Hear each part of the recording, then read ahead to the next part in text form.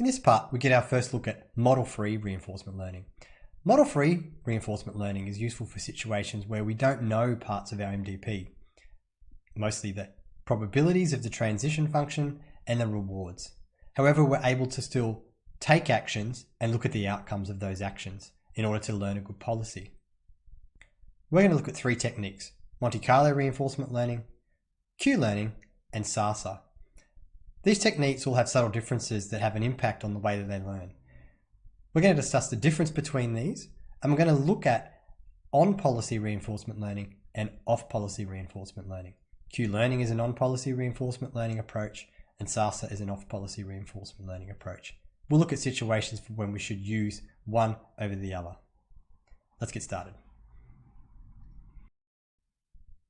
Before we get on to the more formal parts of this, let's first have a look at the simple game we see here on the screen. The rules of the game are quite simple. We have 6 actions, which can be executed by pressing the numbers 1 to 6 on a keyboard. And the aim of the game is to win. We have no other rules, and we have no idea how we're going to solve the problem. But first, I would encourage you to go to the notes, try and play this game yourself, and see how you solve this problem.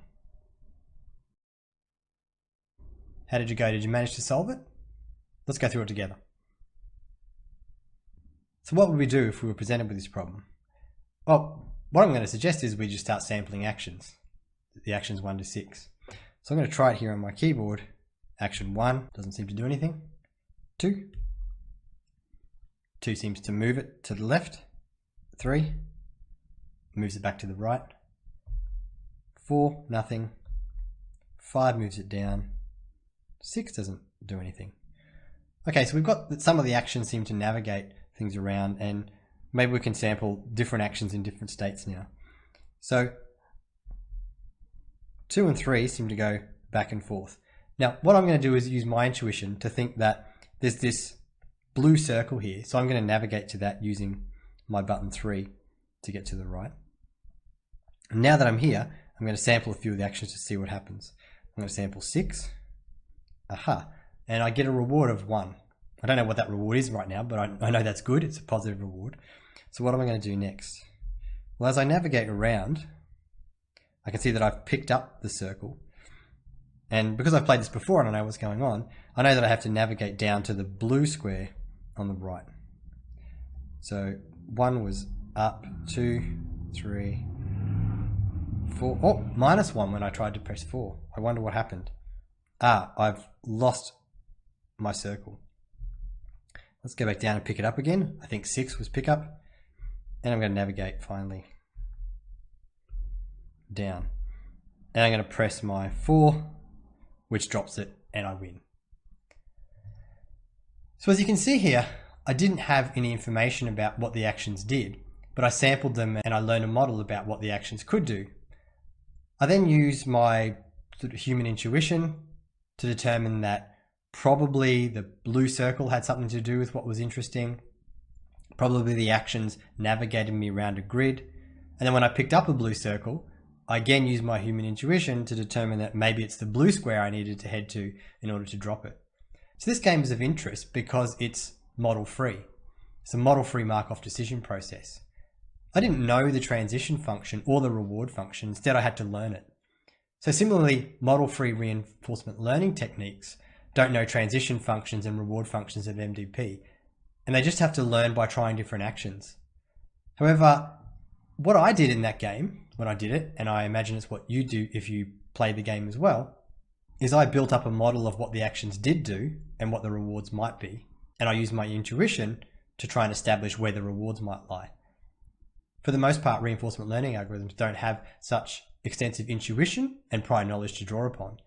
So they just have to sample things in order to learn what's going on. Similarly, the model-free techniques we look at aren't going to try and learn a model of what the game is and then use something like value iteration to solve it. They're just going to learn a policy directly by sampling and playing actions that lead to a positive reward more than they're going to play actions that lead to a negative reward. So they're going to reinforce good behavior and try to play that behavior more. This is why it's called reinforcement learning. So in this part, we're going to look at model-free reinforcement learning techniques that can learn policies such as how to navigate down to the blue circle, pick it up, and down to the right to the blue square and drop it off without any idea that this is the kind of prior knowledge that we might establish. Let's now have a look at a more formal definition of what we mean by model-free reinforcement learning. So here on the slide, we have the definition of MDP from earlier. So what's different about model-free reinforcement learning? The idea with model-free reinforcement learning is that the transition probabilities and the reward function exist, but they're not known to us, the learners. We know that we can apply these certain actions. We know what the state space might be. We know what initial state we're in, and we can observe what state we're in, but we don't know for certain what happens if we execute an action into a state. We don't have any model of it at all. What we can do though is we can sample actions. We can play an action and we'll see the state that we end up in, and we'll know if we received a reward, just like we did in the earlier game. So this is what makes something model free. We can observe the state we're in, and we can observe the actions that are available, and we know the discount factor, but we don't know what state will result when we apply an action. We don't know what this probability is, and we don't know what rewards we're going to receive. We have to apply the actions, wait and see what happens. And from there, we can learn a good policy. The first method of model-free reinforcement learning we look at is called Monte-Carlo reinforcement learning. Monte-Carlo reinforcement learning is probably the simplest form of model-free reinforcement learning, and it's called Monte-Carlo reinforcement learning after the area Monte-Carlo within the Monaco Principality on the French Riviera. Monte-Carlo is very well known for its extravagant casinos where a lot of gambling happens. Monte-Carlo methods are methods that use some form of randomness in simulation, and that randomness is linked to chance and therefore it's aligned with gambling, so they're called Monte-Carlo techniques. Now the intuition behind Monte-Carlo reinforcement learning is quite simple. What we first do is we try to learn a Q value for every state and action pair. We're going to represent that Q value, Q S of A, like so. This Q value is the average reward that we have received when we've applied action A in state S, after sampling a lot of actions from state S. Monte-Carlo reinforcement learning learns this Q function, and at the end we use policy extraction in order to generate a good policy. So how does it work? Well, first we generate a trajectory or an episode using multi-arm bandit algorithms. At the start, our Q values for every state action pair is initialized to some arbitrary value, let's say 0. And then we start executing episodes in order to learn what's going on. We use multi-arm bandit algorithms to choose an action in each state. We start in our initial state down the bottom left, and we use a multi-arm bandit algorithm from this state to pick the action from this state. At the start, our Q values might be, for example, all 0, so this would effectively be a random action selection. And so we might go in this direction here. And then we do this again, we pull our multi-arm bandit again, and it's going to give us another action. And we're going to generate a trace that might look something like this. That gives us an episode, which is what one of these things on the side here is representing. At the end of that episode, we do an update to try and learn the value of selecting each of these actions in the state that we selected. Then we repeat this again. We use our multi-arm bandit algorithms to choose an action, choose another action, and we will generate another random trace, maybe something like this. In this case, we might get lucky and terminate in the good state. And we do our updates based on this again. We keep doing this until we reach convergence, which we'll talk about later. The idea is, as we do it, we update our Q values for our state action pairs, and then we're using those Q values in order to inform our multi-arm bandit algorithm. And as we learn, the episodes that we get will be closer and closer to optimal behavior that we learn. We'll see this later. The question at the moment though is, how do we do the update? Well, all we do is we calculate the average return that selecting action A in state S has given us. But we have to do this incrementally because we want each episode to get better and better than the last along this state here. So let's have a look and assume we've just executed this episode here. What does an update look like? Well, we've recorded the rewards that we've received throughout the episode, and we're going to use those to update the Q values to get the cumulative average reward of that state action pair. We then update our Q value estimate for each state action pair in this trace as follows. We say that QS of A is equal to old value QS of A plus the expression G is the cumulative reward we received on this trace after playing action A in state S. So for example, in this state here, G would be R of t plus 1. In this state here, it would be R of 3 plus etc. up to R of t plus 1. In state S1, it would be R2 plus R3 up to state R2 plus 1. And from state S0, it would be all the rewards we received. For this reason, we usually do the update backwards because this allows us to cumulatively update G as we go backwards. The other expression that might be new in this term is N of SA. This is simply the number of times we've executed action A in state S. So all this expression here is doing is allowing us to incrementally calculate the average reward that we have received when we've executed action A in state S. Therefore, Monte-Carlo simulation is simply execute an episode, do the update for each of these state action pairs in order to improve our Q value, then execute a new episode using those improved Q values and our multi-arm bandit algorithm to select new actions, and repeat that until we arrive at Q values that are useful or stable. We'll talk a bit more about how we know when we've arrived there later. In the end, because of this update, Monte-Carlo simulation measures the average reward that we've received for applying action A in state S using our Q function Q of S. We can then use policy extraction to extract a policy from that. So one question that arises though is, how do we represent Q functions? A Q table is the simplest way to maintain a Q function. So Q tables are simply two-dimensional data structures of some sort in which we have states along the rows and actions along the columns. Here we see an example of a small table from the grid world example. Each cell represents a Q value of one state action pair. So for example, if we want to know the Q value of selecting action south in state 01, we could simply look up this cell here. If we use Monte-Carlo reinforcement learning, each cell represents the average reward that we have received for executing that action in that state. These can be quite easily implemented using dictionaries in Python, for example. And obviously they won't scale to MDPs that have very large state spaces or very large action spaces. We know that the size of the table is going to be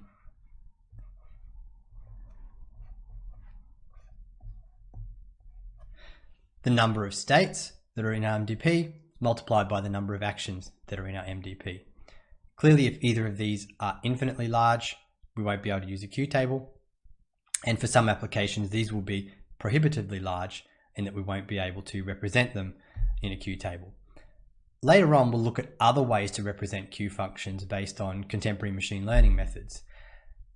These have a lot of benefits, but for now we're going to stick with Q tables just to avoid overcomplicating our reinforcement learning for the minute. And these are also remarkably useful in many applications. Monte-Carlo reinforcement learning is simple, but it has a number of problems. For now, we're just going to look at one of these. The problem is that of variance. That is, if we think about the way that we calculate the future discounted reward, which is to sum up the rewards on the episodes, these often won't give us a very good idea of how good an action is, especially very early in our learning. If we have an episode that we're learning from, such as this, When we update this value of action A in state S, Q of S, we take the immediate reward received here, plus all of the future rewards that we receive on that trajectory. Now that will give us the actual reward that we received. However, we have to remember that in different episodes, we're going to execute action A in state S again. Because we're using Monte-Carlo methods to sample actions, and because we don't really know what good actions are at the start, it means that for the different times that we sample action A in state S, we will also sample a number of different futures. These different futures will have different trajectories, and they'll vary quite significantly. This will mean that it's very hard to get an idea of what the true average reward is just from executing those. We say that there is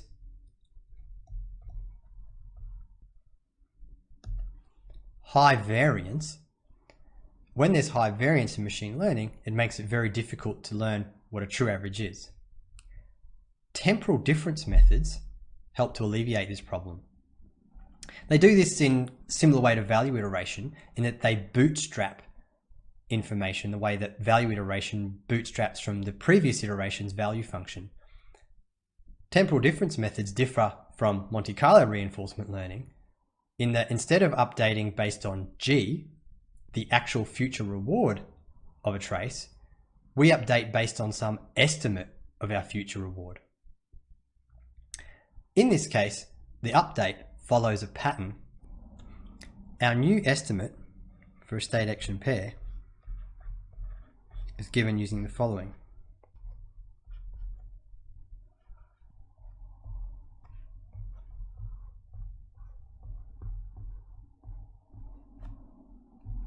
What this basically says is that our new estimate for QS of A is a combination of our old estimate plus some new information, which is the new information that we've just sampled.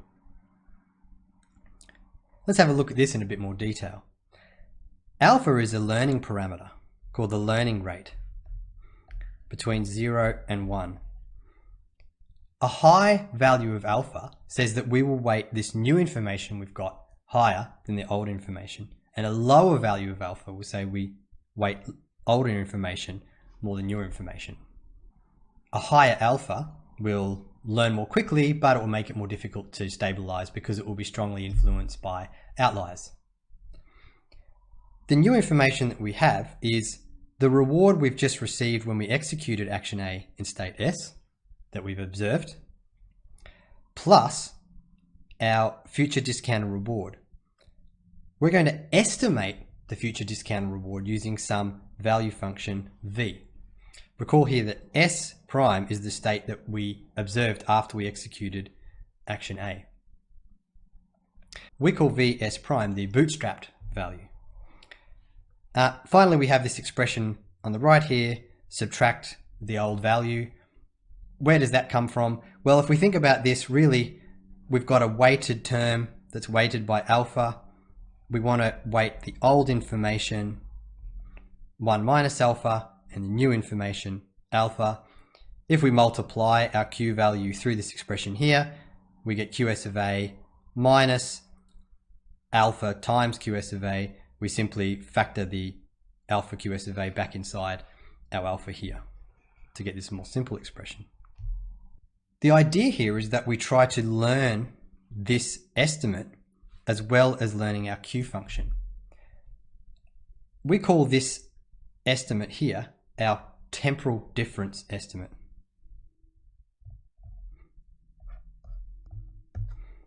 Or TD estimate. The idea is that over time, this temporal difference estimate will become more stable than the actual rewards we will receive from an episode. This will give us less variance, and therefore we'll be able to converge to the optimal Q function more quickly. The question is though, is where we're going to get this estimate each time we do an update. Well, there are a few different ways, and it turns out that the way you estimate this has impacts on how it learns. We're going to look at two reinforcement learning algorithms for doing this, Q-learning and SARSA, that both get this estimate in a slightly different way, and look at some of the properties that this leads to in our learning. Q-learning is a foundational method for reinforcement learning. It's a temporal difference method that estimates the future reward, v of s prime, using the Q function that it's learning itself. Below here is the Q-learning algorithm. We can see here that, like Monte-Carlo learning, it goes through a series of episodes, and in each of those episodes it looks at the state action pairs that have been executed and then does an update. Let's go through it in a little bit more detail. So for each episode that it executes, it goes through every step in the episode. It selects an action A to apply in state S. It does this, for example, using a multi-arm bandit algorithm over the Q function. Then executes that action A in the state, observing the reward that it receives and the new state. And then it does its update. We'll talk about that in a minute. Finally, it says, I'll take the new state and make that my current state and repeat this. The important part of Q-learning here is this update step. You can see here that when we update QS of A, we take the old information and combine it with some weighted sum of the new information that we've just learned, which we call delta here. What is delta? Delta is the reward that we've just received plus gamma times this expression here, the value of the maximum action that we can take from state S prime according to our Q function Q. This expression here is the estimate of Vs prime.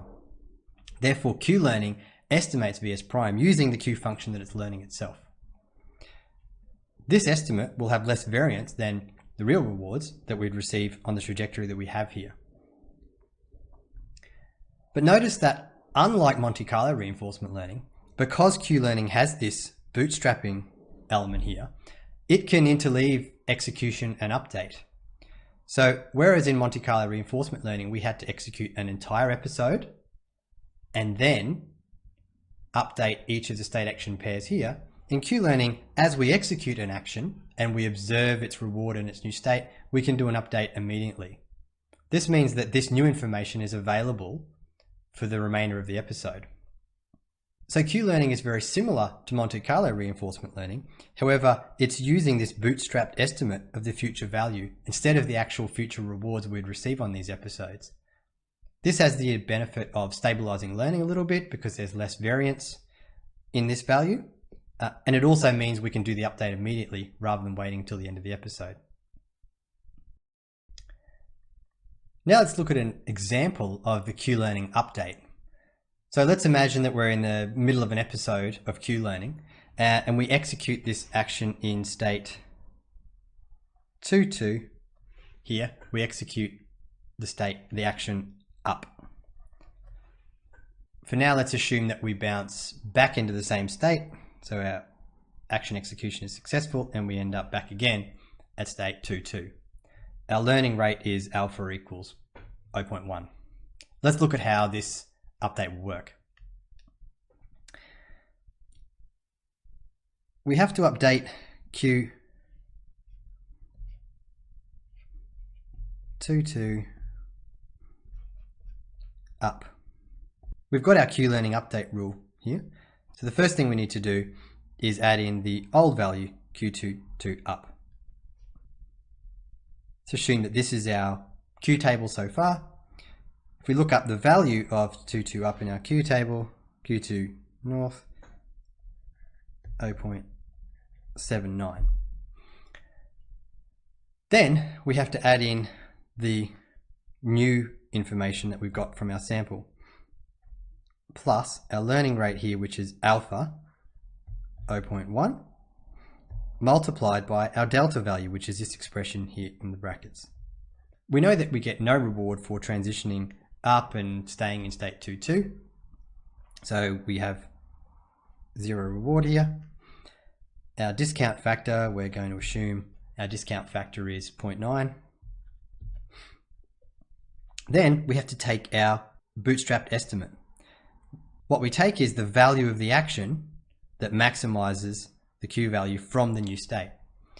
Now remember that we've bounced straight back into the same state, so we have to find the best action from state 2.2. The best action from state 2.2, let's find the highest Q value, which is simply this one here, and therefore it's also 0.9. Now we have to subtract the old Q value, which as we've already seen is 0.79. Like this here. If we take these and take the sum of them all, we get the value 0.792 if my calculations are correct. We would then therefore update our Q table to 0.72 and continue on with the next step in the episode.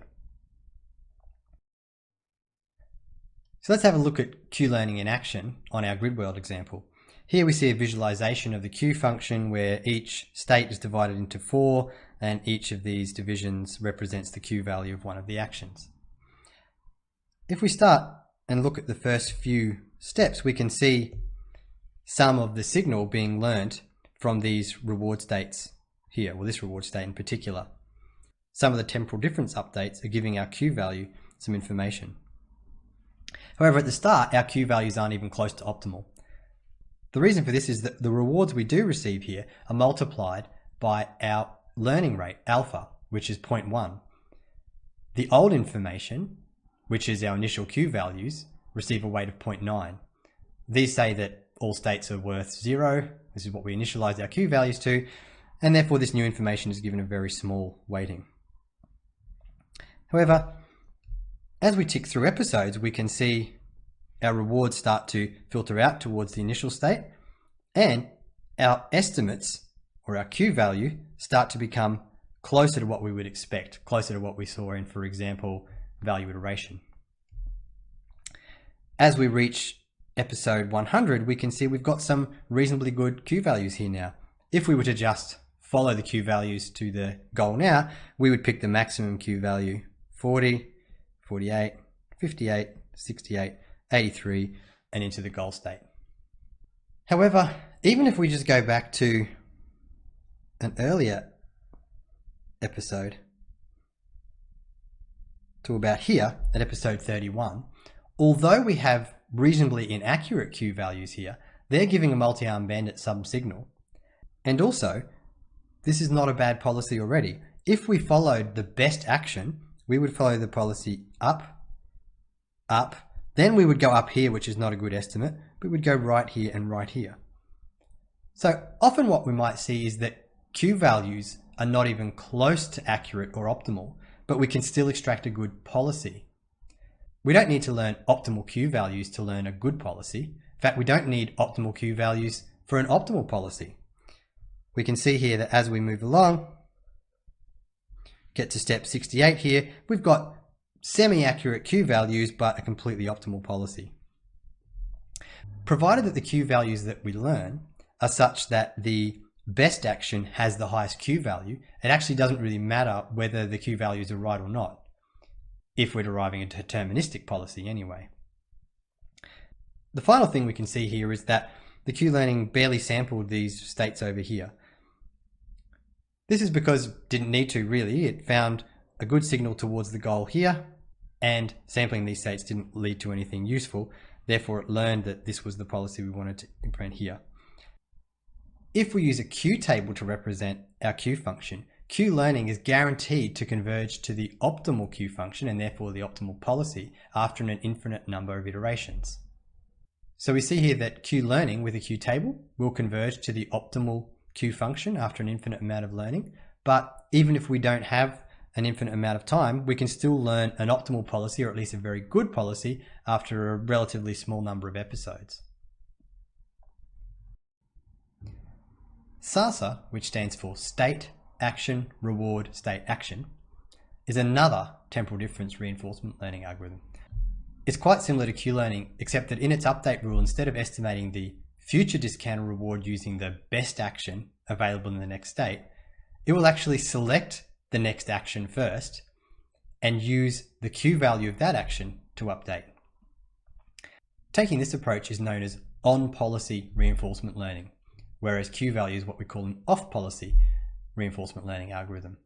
Later in this part, we'll discuss why this matters, but for now, let's just have a look at the SARSA algorithm in a little bit more detail. Here we have the SARSA algorithm, and what I want to point out is the two differences to Q-learning. It's quite similar to Q-learning, except that instead of selecting an action, executing it, observing it, and doing an update, it first executes an action that it's selected, observes the reward, then selects the action that it's going to execute on the next iteration of this loop. It then performs its update, and this new addition here makes the next action it will execute equal to the one it just selected. Why does it select this first? Well, because in SARSA, the temporal difference estimate is given using this expression instead of the maximum action that's available. You can see here that the action that it uses to update it is the action that is going to execute on the next iteration of the loop. This is different from Q-learning, which instead updates based on the best action that's available from state S prime. This is what's known as on-policy learning. This terminology arises because Q-learning doesn't use the policy, that is the Q function, to do the update, while SARSA does. There are other reinforcement learning algorithms that are on policy or off policy, and we'll discuss these throughout, but for now we'll just focus on Q-learning and SARSA.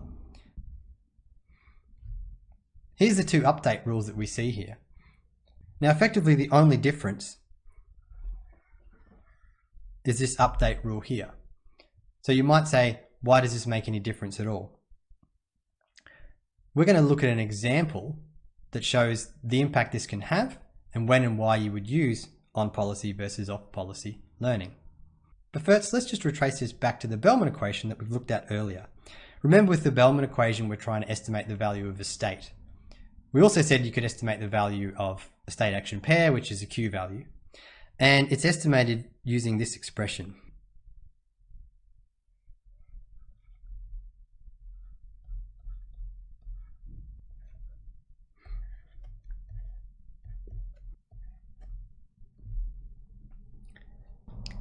How do these two update rules solve this Bellman equation? Well, we can see here with the Bellman equation, what we want to do is we want to look at the probability of if we execute action A in state S, we result in state S prime, and multiply that by the immediate reward plus the discounted future reward. We can clearly see here this part of the expression corresponds directly to the part of the expression inside the square brackets. In model-free reinforcement learning, however, we don't have access to this information, the probability that we'll end up in different states if we execute action A in state S. What we're doing is we're sampling executing action A in state S a number of times, enough times that hopefully we sample different variations of S prime of outcomes, and we're taking the estimate of the average reward that we receive from doing this. Because we're executing these actions, if we execute them enough times, we'll execute enough that we'll have a representation of this probability distribution. And therefore, at the limit, this will converge on this expression here. So you can see here that SARSA and Q-learning are approximating this Bellman equation expression here for each state action pair that they try to learn. It's just because we don't have the model information that we have to do the update rule like this.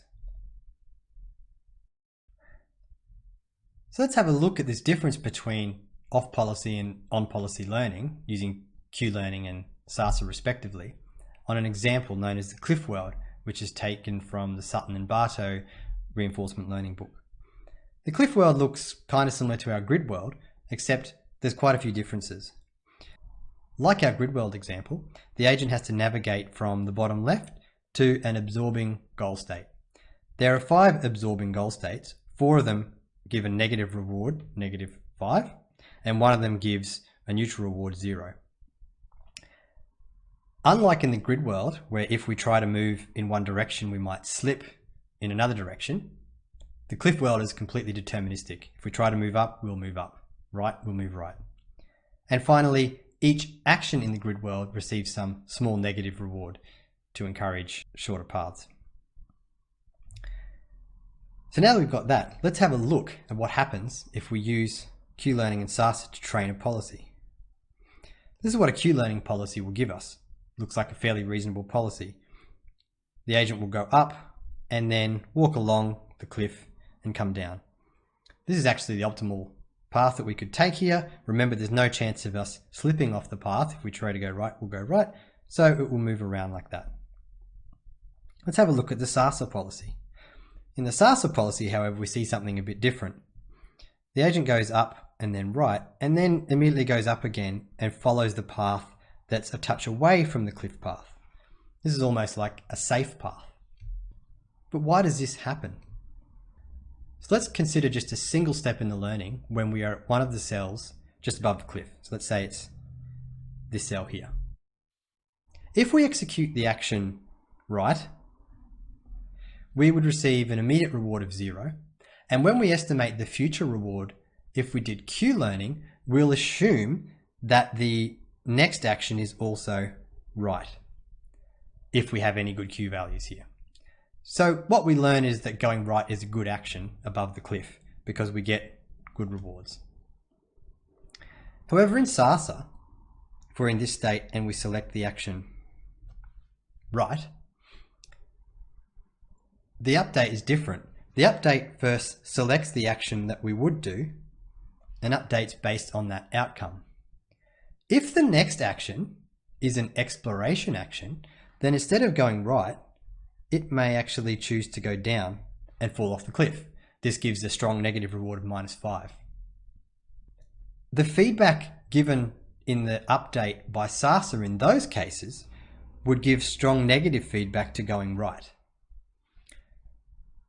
In Q-learning, we could also select the next action that goes down and would fall into the cliff. However, when we're updating the Q value of this function, we would assume that it's going to go right and we wouldn't get this negative feedback at all. As such, what we see here is that in SARSA, if we select to go right, some of the time, depending on how often we're going to explore, we'll get a bad return for going right because we update based on the next action. In Q-learning, even if we select right and the next action goes down, as we're doing the update, we will assume that the next action is right, which is a good outcome, and therefore we'll get a strong positive reward for going right. What the result of this is that Q-learning learns this optimal path across the top, while SARSA learns this safer path that avoids the cliff face. We can therefore see from this example that SARSA is not guaranteed to converge to the optimal policy, because the optimal policy is clearly to take the shorter path along here. So why do we have both on-policy and off-policy learning anyway? As we saw from the previous example, SARSA won't converge to the optimal policy, so why not just use Q-learning all the time? Well, there are a few reasons why we would have both. The first reason we would want off-policy learning is that because it allows us to learn from prior experience. What does this mean? Well, it means that we can use samples of actions from sources other than those generated by their own policy. So for example, an off-policy agent can be given a set of episodes of behavior from another agent that might be behaving very well in the environment, such as a human expert, and can learn its policy from that information. This is sometimes known as imitation learning or demonstration-based learning. So this would mean that in the Q-learning algorithm, instead of selecting an action to apply in state S using a multi-arm bandit algorithm, we would just take the action that was actually applied. The policy that we're trying to learn is independent of the samples in those episodes. However, with SARSA, while we could in theory sample actions in the same way, the update rule explicitly uses this Q S prime A prime. So the policy that's used to generate the traces in the episode has to be the same as the policy that's being learnt. So for that reason, we can't use on-policy learning if we're using prior knowledge. The second reason we want both is what I would say is learning on the job. What does this mean? Well, it simply means that there are some applications where it's very difficult to get access to prior experience or to learn offline a policy that can be applied in the real world. These are things that I call learning on the job. Let's think of an example. Imagine that we're implementing a new scheduling algorithm using reinforcement learning for a cloud system. Part of the problem with sequential decision making is that the actions that we take now affect the outcome of actions later. So for this reason, it might be very difficult to, for example, get prior data that's accurate based on our new cloud scheduling algorithm. And also, it might be very hard for us to simulate a real world environment. So if we're going to deploy this, we have to start off learning on the job. By that, we mean deploying our cloud server and having actual jobs coming in and actually scheduling them and seeing what happens. In this case here, the rewards that we receive are actually real rewards that we receive in the real world. They might have some monetary or safety effects. On the other hand, if we don't need to learn on the job, we can learn offline using a simulator or pre-trained data, or we can learn in our environment before we actually have to push out a system into production. In this case, the rewards that we're giving our learning algorithm are fake rewards. They don't lose money if they're wrong. They don't cause safety issues if we get it wrong. What has this got to do with on-policy and off-policy learning? Well, it turns out that on-policy learning is better for learning on the job than off-policy learning. Let's just have a look at an example. This is a graph of the Cliffworld example that plots the average reward per episode during training. However, at episode 2000, here, I switched off the learning and did policy extraction and started using the resulting policy. What we see after 2000 episodes is that the Q-learning policy is a better policy than the SARSA policy. This isn't surprising because we know it took the optimal path along the cliff rather than taking the safe path. However, let's look at the average reward we received during learning. Now we can see that Q-learning received quite a bit lower reward during learning. Why is this? Well, it's because SARSA, the on-policy approach, assumes that when it's in the bottom row, it will sometimes fall off the cliff. And it will do this because sometimes we explore. However, once we stop learning, it's already learnt that sometimes it will fall off the cliff and therefore it takes the safe path. On the other hand, during learning, the Q-learning policy assumes it won't fall off the cliff. Therefore, it makes the move to go across the cliff and sometimes chooses an exploratory action that does make it fall off the cliff. Therefore, it will receive a lower overall reward during training because it falls off the cliff more often. So what does this mean for our real example of a cloud-based scheduling platform? Well, if the only way to learn a policy is to get data from actually operating our cloud platform in the real world with real customers while it operates, then we should be using on-policy learning, which is going to give us a better reward at that point. If we could instead run our reinforcement learning algorithm in an accurate simulation environment before deploying, and we had reason to believe that was accurate, off-policy learning may be better. But of course, there are ways we can combine the best of both worlds. If we are deploying a new cloud system, we might have an old cloud system we can first learn off in an off-policy manner from prior data. That might not be a completely accurate reflection, but it's probably going to be better than a cold start policy that has no information.